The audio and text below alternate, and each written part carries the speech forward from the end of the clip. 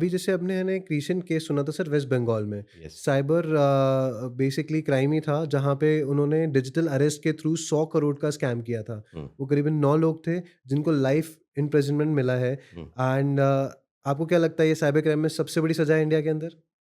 Life imprisonment मैंने नहीं yes, सुना ये। Yes. I have not heard of that case जिसमें आपने स्कैम करके life imprison there is no uh, ऐसा कानून नहीं है कोई, ओके, जिसके अंतर्गत you can get life imprisonment for a scam.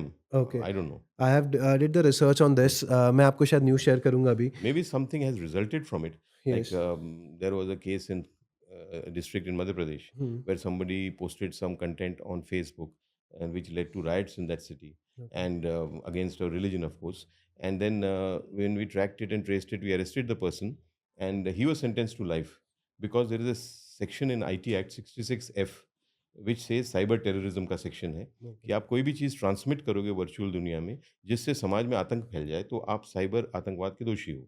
अब इसने जो किया था उससे कई लोग मर गए, कई लोग घायल हो गए, बहुत सारी आगजनी हुई, there is a lot of curfew लगा रहा, लोग अपने घरों में कैद रहे for many days to together. तो इसीलिए ओवरऑल उसने एक टाइप का आतंक फैला दिया था थ्रू वर्चुअल वर्चुअल, वर्ल्ड। तो he was sentenced to life. Okay. But just for a scam कोई अगर उसे ऐसा कोई वो प्रावधान नहीं है है। नहीं। But okay. Otherwise maybe some other thing linked to it हुँ। Which may have resulted in that Maybe punishment. maybe if they've done something different too, वो शायद Something else other than that scam, there must be something else कि somebody might have lost his life, right somebody must have committed suicide, ऐसा कुछ हो। हो, I do not know, but only for scam there is no such section. Okay.